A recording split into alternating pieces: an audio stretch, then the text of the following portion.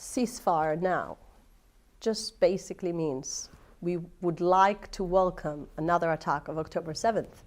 This is the only thing it means. Hamas welcomed this decision of the UN. But food, fuel, water are scarce and disease is rampant. That's why they're calling for the humanitarian ceasefire. Well, obviously there is humanitarian aid that gets into the Gaza Strip, but unfortunately Hamas is taking over this humanitarian aid. So even for the sake of the Palestinians, it's better for Israel to finish the job. But do you accept that you are losing international support by the day? Not for what you're trying to do, but the way that you're doing it? Absolutely not. I think, first of all, American support is incredible. You can see just now, I mean, it was American decision to veto a UN resolution for ceasefire, and you can see the UK support. I've been ambassador to the UK.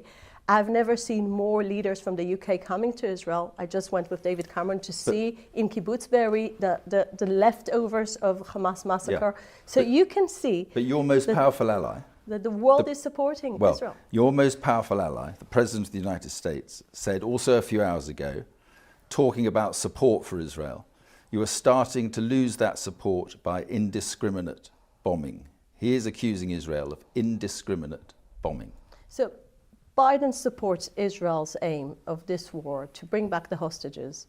And I carry this dog tag to remind everyone we still have 137 innocent people in the Gaza Strip. The United States, including the president, agrees that the Gaza Strip cannot carry on with Hamas control.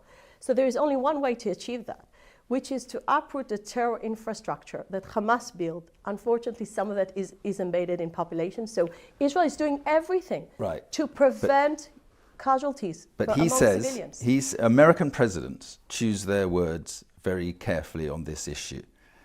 Indiscriminate means random, without care. He is saying, you are bombing Gaza without care.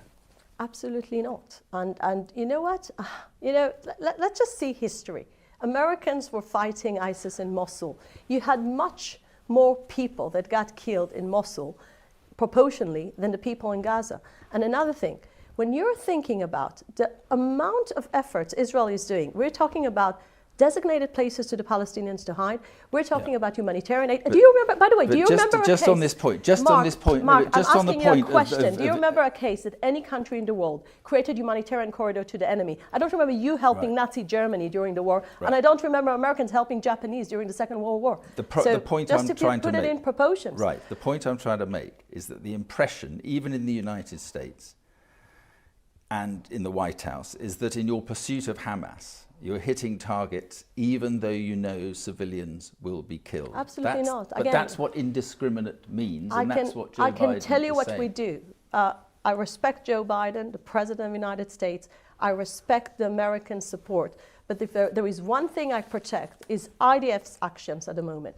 Why are we doing this? We're doing this because on October 7th, Israel was traumatized by the worst massacre Israel experienced since the Holocaust. Yeah, they get why you're doing it. The questions I'm asking you about is how you're doing it. So now the Prime Minister, Netanyahu, says the end of Hamas is near. How near? So I'm not sitting now in the war room, so I cannot tell you how much time we have left to the war. But I know that as long as our hostages are still there, and I know that as long as Hamas is still firing rockets on our cities, and we're talking about over 11,000 rockets on Israeli cities in the last few weeks. Well, this is the point. This is the point. The truth is, it's believed that 3 of Hamas's 5 brigades are still intact. The head of Hamas, Yahya Sinwar, is still in Gaza at large. So the destruction of Hamas does seem some way off. How long will it take? Is it going to take weeks? Is it going to take months? How long will it take? First of all, I really believe this is a matter of more than a few weeks. So we need time for this. And as you said, there is still a lot of work to do. Here's my point. If it costs 18,000 lives to kill what you say is 7,000 Hamas terrorists so far, how many civilians will have to die to kill all 25 to 30,000 Hamas fighters in Gaza?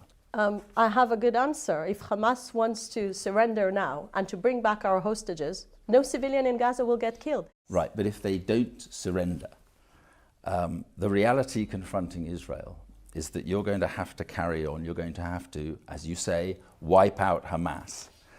Do you accept that that could mean tens of thousands more civilians dying in the process? It's not like we want civilians to get killed. We were caught into this war not because Israel woke up in the morning and started to attacking the people of Gaza.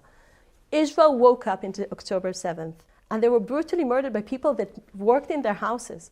So Israel woke up in the morning and we realized that on the other side, there are people that want to commit a genocide to the Jewish people. I think the Jewish people have learned something from the Holocaust. The Americans say there's a gap between what you're promising in protecting civilians and what is happening on the ground. More than twice as many children have died in Gaza since October the 7th than in all the conflicts worldwide last year. How can that be justified? I cannot justify any death or any loss of life. This is not the idea. The idea is to justify our duty to our children. Isn't the danger that, as Lloyd Austin, US Defense Secretary, says, you're in danger of turning a tactical victory into a strategic defeat?